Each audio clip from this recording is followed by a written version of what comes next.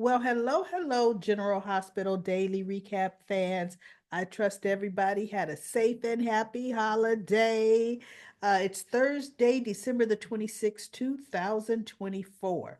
Well, what we found out is little Miss Emma is staying, transferring to PCU. She already did, and they were all shocked and surprised. And Anna's like, I'm surprised Robin didn't tell me. She says, oh, well, I wanted it to be my surprise. You know that wouldn't work. And why didn't they know Emma's lying? And so she says, but still, I talked to Robin just the other day. Well, with the new aunt news, the new cousin news, my news wasn't, didn't really rate, which kind of sense does that make? Mom, my daughter, your granddaughter, is moving across the country to go to school in Pine, I was going to say Pine Valley, in Port Charles, right? That tops Sasha News and that tops Cody News because this affects the family.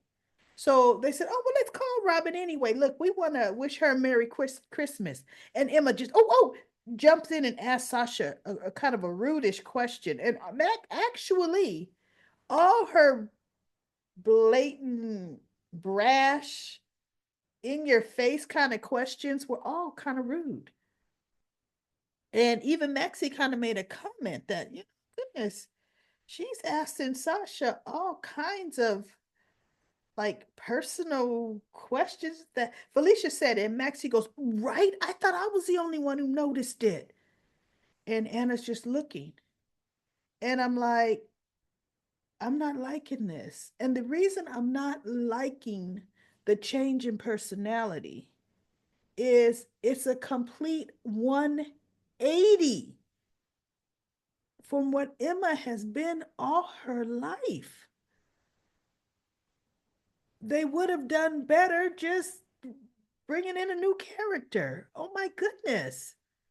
Give Anna some kind of long lost granddaughter versus messing up young Emma Drake.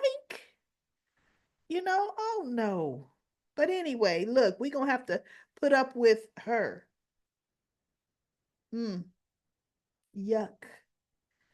But we have, let's see, Lulu.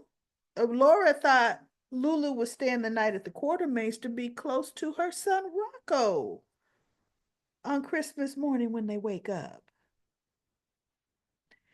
Uh, Dante got it because Lulu texted her that.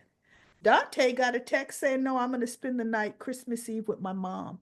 I'm gonna be over bright and early to be with Rocco." So Laura comes by after Rice Plaza and says, "Hey, Lulu left her gloves in my car. I wanted to bring them over here. Where is she?" And Dante's like, "What do you mean, where is she?" He and Rocco are sitting at the the kitchen table. What do you mean, where is she? I got a text from her saying she's spending the night here. So she could be with Rocco. And Rocco's keeping his head down, trying to eat. It almost looked like they're eating cereal. Could have been ice cream. Who knows? Who eats ice cream? Well, I was going to say who eats ice cream in the winter, but a lot of people do. And so Dante says, well, that's interesting because I got a text from her saying she was staying with you. And they're like, I wonder what could she be doing? And they looked going after Charlotte. And now they're worried. Like, how could she go after? And Rocco now is up taking his bowl to the other side of the kitchen, right? And they're like, how could she go look for Charlotte when she doesn't have a clue where Charlotte is? So Rocco felt bad and he turned around. He goes, because she knows where Charlotte is. And they're like, what? And then he tells them all about what happened, how he texted Charlotte. Charlotte texts him. He sent a picture of Lulu. Charlotte called, blah, blah, blah. And they're like, Dante said, well, son, why didn't you say anything? He said, because mom asked me not to. Because the only way Charlotte would tell her where she was is if she promised to come alone. because Charlotte is afraid for what could happen to her dad. So Laura was like, okay, Lulu would do that. So Dante says, okay, look, there's only one part of the airport, one international part of the airport. I'm gonna go look for Lulu. And so Laura says, but still, it's still a big airport, Dante. How you gonna know which airline? He says, I have a buddy that works at TSA. I'm gonna have him look at the manifestos and tell me which flight she's on. And I'm thinking, here we go. Poor Rocco. Now we got two parents leaving him. Two on Christmas Eve. So Dante tears out of there because I don't want her going to uh, uh, coming up against Valentine alone. So Rocco leaves, and Laura says, how do you feel? And Rocco apologizes to them both, and Dante's like, no, your mom's the one that asked you not to say anything, right? So Laura asked him, how do you feel about Lulu leaving to go look for Charlotte?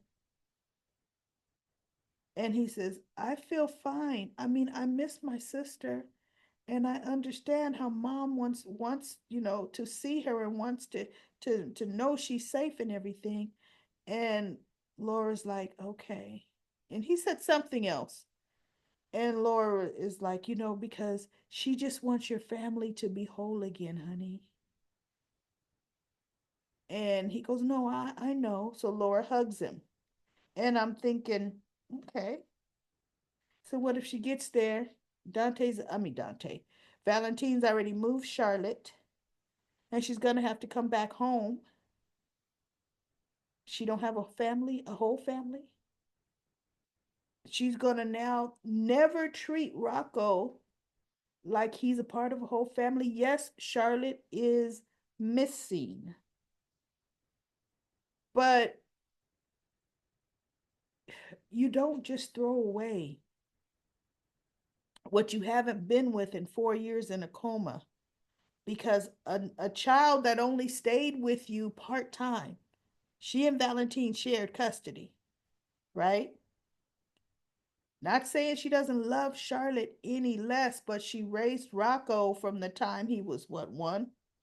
Because Britt had him for the first year of his life. But anyway, another story. Everybody already has somebody else. Everybody in soap operas already have somebody else's kid for the first year or two of their lives. That's just the way it goes. But anyway, we're gonna have some issues there, I can tell, and rightfully so.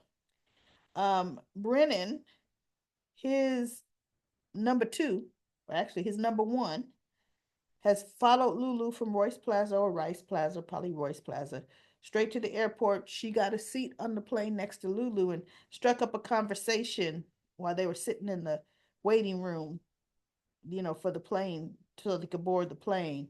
And she steps to the side and calls Brennan, and he steps out to Carly's little foyer to take the call. And she goes, you're right. Lulu Spencer is going to lead us straight to Valentine. I'm on a plane, and she told him where they're going, Lisbon, or where are they going? That's not Lisbon, somewhere else. Who cares? So anyway, somewhere foreign.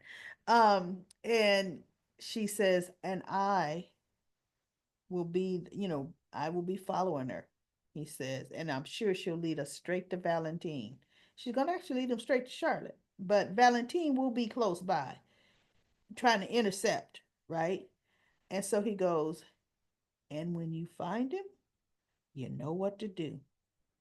She says, I do. So we'll see. We'll see what to do means. I honestly think what to do is silence him because Brennan doesn't want Valentine. Well, remember, he says, I don't care if he get caught, but ultimately he doesn't want him caught because Valentine will sing like a canary and say that it was Brennan over Pikeman. Brennan does not want that news getting out at all. That would put his WSB position in jeopardy. So we shall see with that. Brooklyn thinks she's pregnant because she's late. They do a pregnancy test. And Chase was, while they're waiting, he was saying, this is, you know, he goes, how do you feel? Do you feel any different? And she's like, no. He goes, wow, look, how would you know if you felt different? You've never been pregnant before. This is a first for the both of us. And she looked funny. See, here's the thing, there is no reason that she hasn't told him that when she was a teenager, she had a kid and it was given up for adoption. There's no reason whatsoever. See, this is where people get themselves in trouble. Yeah, they were interrupted one time, but she's had months and months and months, especially when they decided to start getting pregnant, trying to get pregnant, to say, you know what, this is personal and it's a decision that I made. I don't regret it. I try not to dwell on it, but this is what happened. What could Chase do? What could Chase say? Nothing. She was a teenager. But no, the whole lie, the concealing, the all of that, that's where the trouble comes up. 100%. Sonny and Christina spent the whole day together. And, oh, back to Brennan. He was really good with Jocelyn, just talking about there's different versions of saving the world. And ultimately, and Jocelyn was just saying now she doesn't believe that not a person can't make a difference. And he was just telling her how people can make a difference. And they had a nice conversation. And she goes to bed, and Carly walks him out. And, he told her that, the little cheesy smiles at each other. They're a cute couple. And he got a little closer to her and said something else because she goes, you've been nice to me all year. And he said something to the effect of, it's not, would they've been nice to each other or it's not over, whatever he said. And so she looked at him and he looked at her. He goes, good night, Carly. And he turned and he left. The way that moment was set up, that was set up for a perfect kiss to me. I mean, he should have pulled some mistletoe out of his pocket and said, hey, mm. That would have been perfect. It's Christmas Eve. Throw a little mistletoe. You had it in your pocket. Come on now. You had zip ties in your pocket a year ago when you were going to try to abduct her. So now you got mistletoe. But anyway, he didn't. And, left her wanting more. Mm-hmm. Left her wanting more. Now I saved the read. Oh, Sonny. He and Christina stayed together all night. She's spending the night at his house. She went to bed. He was turning off the lights and everything, getting ready to go to bed. The man is having a heart attack. Now he's not realizing he's having a heart attack, but as he turned the last light off, he got a twinge and he put his hand up like, ooh. But he straightened up and kept walking, down the hallway to his room. And I'm thinking, okay, you're having a heart attack. Did somehow Cyrus get something to you? Because now you're going to end up in the hospital and Cyrus is going to try to sneak in and kill you. See, oh, whoa, whoa. I don't know. I honestly, here's the deal. Sam was killed that way in the hospital by Cyrus. Dex was killed that way. The character of Sonny Corinthos will not go down like that. Being killed with digitalis by Cyrus. He's they if he's going out, because he's going out by a widowmaker heart attack, a grand heart attack that has nothing to do with medication. I mean, heart attacks come from, unfortunately, God forbid, you don't know sometimes when your number's going to be heart attack up, but you just don't know. So we shall see where this heart attack is going to take him, because Michael's in flux. He's not at Aurora, he's not at ELQ, he's ripe for taking over the business. Michael and Jason they had a heart to heart talk. They're still talking at Carly's. And Michael just doesn't, know what he really wants to do. He doesn't blame Willow still. He wants to get back with Willow. He wants to put his family back together. He definitely blames Drew. And Jason's like, yeah, Drew should shoulder most of the blame. Period. He said, Jason was kind of like Willow too, but you know what? It's up to you. What decisions you want to make. And so Michael ended up saying, look, I'm going to try with Willow to see if we could put our family back together again. If Willow does not want to, because she wants Drew, Michael said, then I'm going to fight her for custody of my kids. He's like, you know what? Oh, no, no, no, no. I'm not just handing the kids over to her and Drew. Oh, it's going to be a fight. And see, the fight will be shared custody. Just because she's the mother, she doesn't automatically get full custody of those kids. Through the divorce settlement, that's where shared custody comes from those. They live on the same property. Even if Michael moved into the Metro Court, they still live in the same town, the same rules apply. The kids need to be able to go to the same school with shared custody. Their routine won't be disrupted. Well, it's disrupted because mommy and daddy aren't in the house, but whatever. But he's not going to let Willow up and take his kids to DC at all.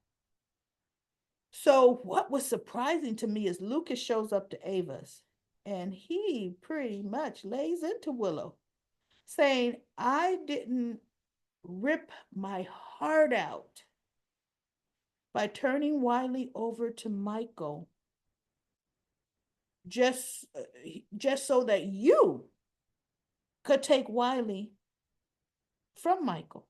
Because Lucas is like, okay, I'm here for Wiley. I'm here by Wiley. Where is he? And they're like, he's asleep. What you doing here? Right? And Ava was still there. And he goes, he should be with his father.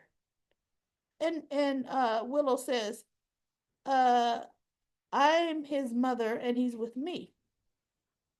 And Lucas was like, Michael is his father. And he goes, and that's when he talked about, I didn't rip my heart out for this. And so she goes, and Drew's like, we don't have to justify ourselves to this guy. And so Willow's like, Drew, I can handle this, Drew. No, Drew. And she would ended up saying, you don't get to judge me. Drew and I never meant for this to happen. And Lucas looked at her. He goes, sure you did. You two are adults. You know how to control your feelings.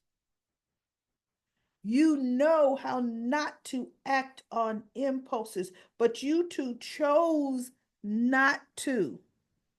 So, yes, you absolutely meant for this to happen, and you meant for Michael to get hurt. Because what else would he be? And Drew says, no, you don't get to weigh in on Willow and our relationship and blah, blah, blah. And he goes, oh, and your nephew's wife. Oh, I was loving Lucas.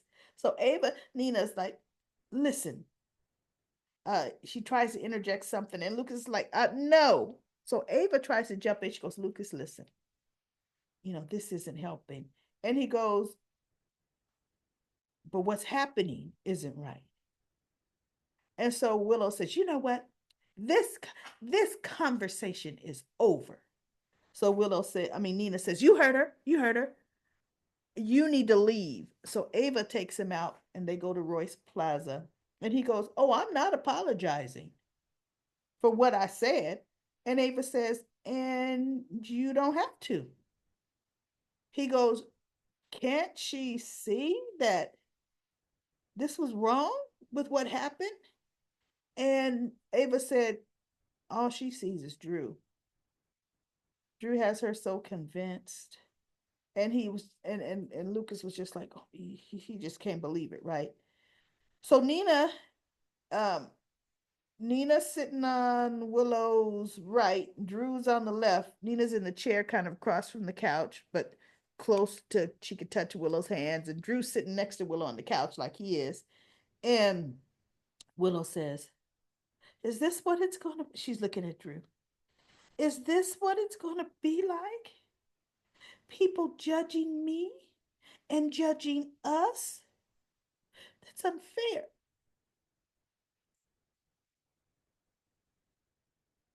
"You slept with your husband's uncle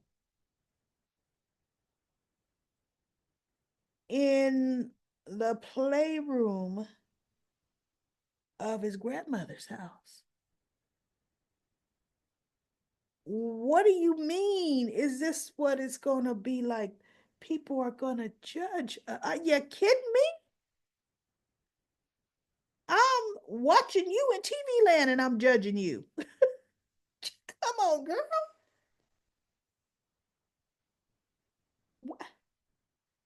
Now I know we got folks in comment corner saying, "But Michael slept with Sasha. Sasha's pregnant." Nobody knows that yet.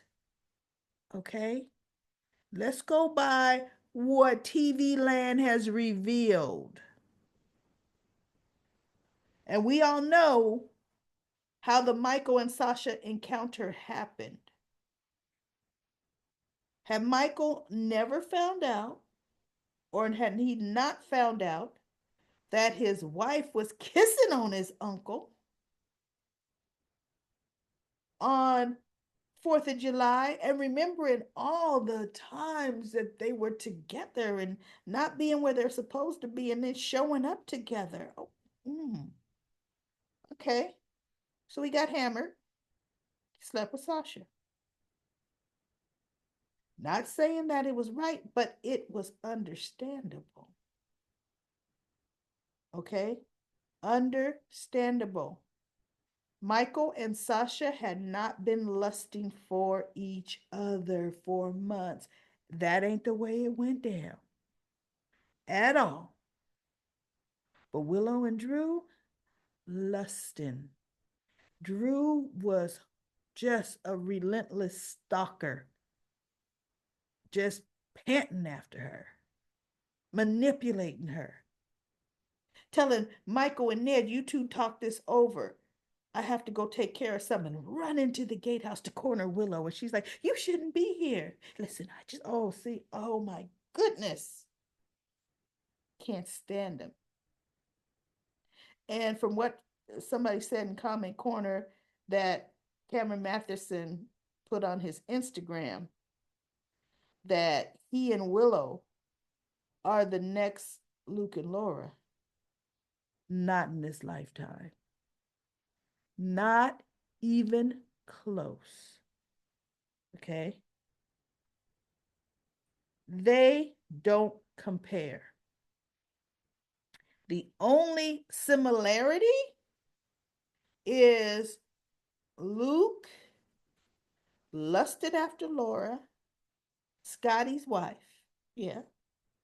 Luke got drunk and Luke raped her on the nightclub floor, right behind the bar, the floor of the bar. Okay. Yeah. We got to remember how Luke and Laura ultimately began. It was from rape, and throughout the course of, Laura fell in love with her rapist. That's how that happened. Now, Drew did not rape Willow at all. He just preyed upon her. But ultimately, they had this grand redemption story with Luke and Laura. There is no substance with Drew and Willow. There's just no depth of, there's nothing, period. So that comparison, it even offended me. You know, Luke and Laura. The only comparison to Luke and Laura was Spencer and Trina when they were going through that whole Cassadine, Victor Cassadine saga. Okay, they were a Luke and Laura. Yeah. So I'm saying that to Cameron. No, Joe Drew, you playing Drew and Willow. Man, no, no comparison. Let's not get big headed about that. Very few couples can reach that, and it ain't you two. So anyway, as if he watches my daily recaps, but I just had to put that out there. Okay, so that's it, everybody. Let's see what Friday brings. I think Friday is going to bring us with Sonny in full-fledged heart attack, and Christina is there. So hopefully Christina finds him on the floor. She hears him hit the floor. Something happens. Let's hope, because we've been losing too many people on General Hospital, major folks. There's no way we're ready to lose Maurice Bernard. We know we want to retire, but wait a minute. Let's ramp. Let's kind of ease into it a bit. So anyway, everybody, let's go to comment corner. Comment corner. Now, in comment corner, we have a lot of people, you know, wishing everybody Happy New Year, wishing everybody Merry Christmas and all of that. So, you know, I want everybody to have a safe and Happy New Year. Happy holidays, everybody. I'm not going to read all the holiday well wishing comments. We all can read those ourselves from those of us that are saying it. I'm going to try to pick out the actual comments so I could try to get through as many as I can in 10 minutes because there are 83 comments, but a lot of them are well wishers. So let's start. Renee says, please somebody tell me where the heck the subscribe button is. Well, Renee, I'm so happy you're asking. What I need you to do when you go to your YouTube, in the search bar, once you're in YouTube, type in GH Spoilers dash Y and R today. GH Spoilers dash Y and R today. As a matter of fact, right here on my Rapid Recaps banner, this is what it looks like. GH Spoilers dash Y and R today. That's going to take you to like this main page of different, you know, YouTube choices. You're going to see my emblem or my logo. That's my, it's GH split in half, Y and R's in a circle. And right next to it, it'll say GH Spoilers, that's Y and R today. And to the right of that, there's a button that says subscribe. Go ahead and click on that subscribe button, and that's how you find it. I am so happy that you asked that. That's very important because we want you subscribed so you could get notifications on my whenever I'm live, when you know, whenever I put out a video, you'll get notifications. All right. Sylvina says, I'm just beginning to like Jack, but what is he up to with his partner in crime, who's on the plane with Lulu? She called Jack and he told her she knows what to do. Yep. Let's hope is eliminate Valentine. Jack was inside with Carly when he got the call from his partner who was on the plane with Lulu.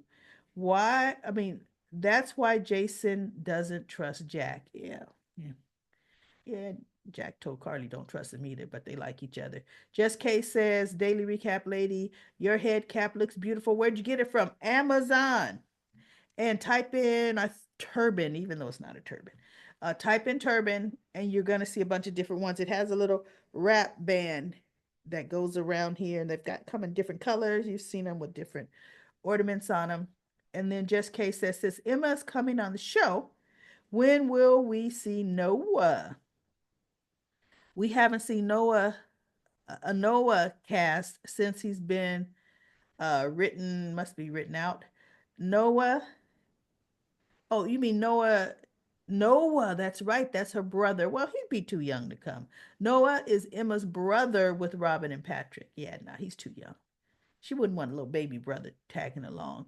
Uh J Girl says Alexis had lung cancer. Thank you so much, J Girl. I couldn't remember what cancer was. Aurelius says, I disagree with you a little with Robert being gone. A phone call. Wait, with Robert being gone, a phone call between Robin and Sasha is definitely needed. Yes, I agree. Yeah, you're right. Did I say they shouldn't talk?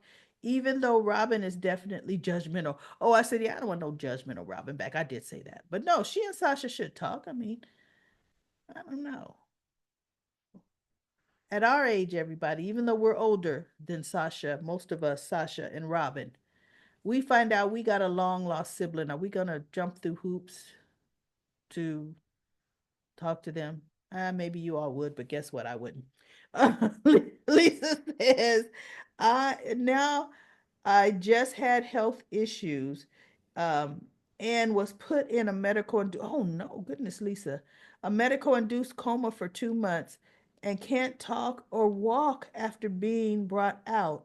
How could Lulu go around with Anna and Brooklyn? Well, you know what, Lisa, I'm happy that you're able to get on Comic Corner and hopefully your recovery is getting, I mean, goodness, Lisa, our prayers are with you. Um, a I'm gonna say Darcy. Darcy says to Lisa, yeah, first I am praying for you to have a full recovery. I'm with you, Darcy. And can do all the things you used to. Second, you are proof that although the soaps are entertaining, they still need some sliver of reality. Absolutely. They did the same with Nina after waking up for a coma from 20 years.